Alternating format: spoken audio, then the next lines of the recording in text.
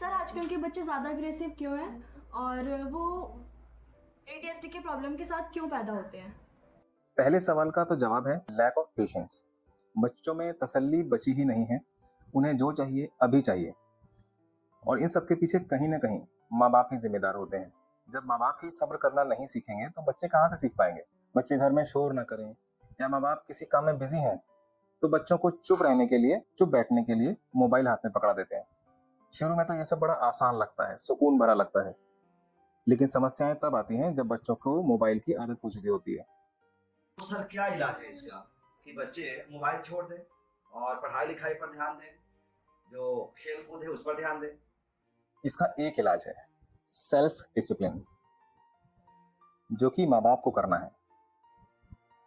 बच्चे की पर्सनैलिटी और एटीट्यूड दो पार्ट में डेवलप होता है। 50% उसके जन्म से पहले और 50% उसके जन्म के बाद से 14 साल तक। फिर उसके बाद उसे छेड़ने की जरूरत ही नहीं पड़ेगी। उसके लिए क्या सही है क्या गलत वो अपने आप समझ जाएगा। सर वो कैसे? जन्म से पहले बच्चा खुद तो नहीं सीख सकता, लेकिन बच्चे में क्या खूबी होनी चाहिए ये माँ बाप डिसाइड कर सकते हैं। अगर वे चाहते हैं कि उनका होने वाला बच्चा फिजिकली स्ट्रांग हो तो माँ और बाप दोनों को फिजिकली स्ट्रांग होना होगा। अगर वो चाहते हैं कि उनका बच्चा मेंटली स्ट्रांग हो तो माँ और बाप दोनों को भी मेंटली स्ट्रांग होना होगा। उन्हें ऐसी एक्टिविटीज में लगे रहना चाहिए जिससे मानसिक विकास में मदद मिलती हो। अगर सही प्लानिंग और डिसिप्लिन को फॉलो किया जाए तो 60% तक संभावना है कि पैदा होने से पहले ही उस बच्चे में वो गुण आ चुके होंगे जो माँ बाप उसे देना चाहते हैं। बाकी का 40% उसकी परवरिश, उसके आसपास के माहौल पर निर्भर करता है। और किस तरह से परवरिश की जाए और बच्चे को कैसा माहौल दिया जाए ये सब भी माँ बाप के ही हाथ में है। पैदा होने से लेकर 14 साल तक की उम्र तक बच्चा अपने माँ बाप से सबसे ज्यादा सीखता है। माँ बाप जिस तरह व्यवहार करते हैं, जिस तरह बात करते हैं, यहाँ तक कि आप चलते कैसे हैं, खड़े कैसे होते हैं, छोटी से छोटी बात वो आपको देखकर ही सीखते हैं।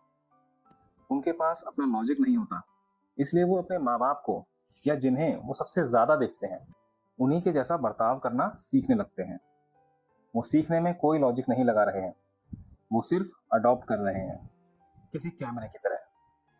फोटो में किसे लाना है और किसे नहीं ये कैमरा नहीं जानता। उसके सामने तो जो दिखता है वो सब फोटो में आ ही जाता है। आप सिर्फ इतना ही कर सकते हैं कि जिसे आप फोटो में नहीं चाहते कि वो हो तो उसे कैमरे से भी दूर रखना पड़ेगा। और यही आपको बच्चों के साथ करना है। आप उसे जो देना चाहते हैं वो उसके सामने करना होगा और जो नहीं देना चाहते वो उसके सामने आना भी नहीं चाहिए। कम से कम 14 साल तक की उम्र तक।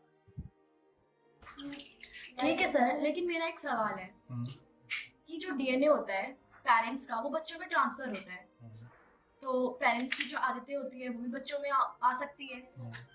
लेकिन हम ये 3-4 साल के बच्चों को कैसे समझाएं? ये तो बहुत मुश्किल काम है। पेरेंट के पॉइंट ऑफ व्यू से ये बिल्कुल सही सवाल है। 3-4 साल तक के बच्चे को समझाना काफी मुश्किल है। ये सोचना ही पेरेंट के लिए सबसे बड़ी भूल है।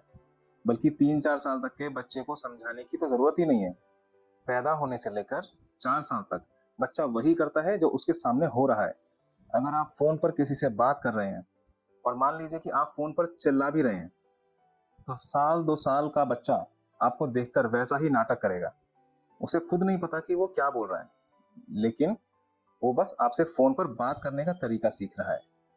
बच्चा देखता है कि जब उसके पिता ऑफिस से घर आते हैं तो उसकी माता के साथ किस तरह से व्यवहार करते हैं, किस तरह से बात करते हैं।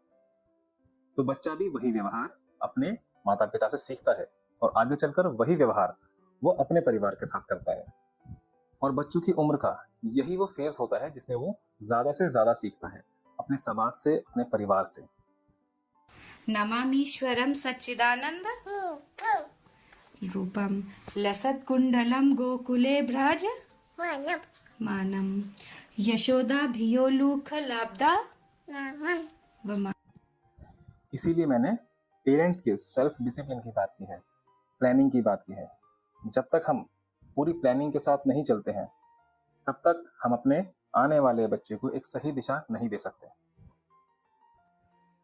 हर बच्चे की जरूरतें अलग हैं और हर बच्चे का समाज अलग है। परिवार के विचार अलग अलग हैं। इसलिए फोकस ब्रेन एकेडमी ने गर्भ ज्ञान नाम से एक ऐसा कोर्स डेवलप किया है जो हर एक माँ बाप की ज़रूरत को उनके हिसाब से पूरा कर सकता है। उन्हें वो हर ज़रूरत की जानकारी दे सकता है जिसकी उन्हें अपने बच्चे के लिए, उसके विकास के लिए ज़रूरत है।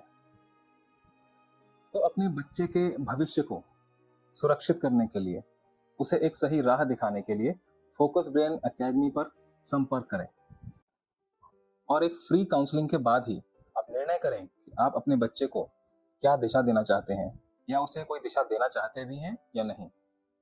नंबर नीचे डिस्क्रिप्शन में दिया गया है। धन्यवाद।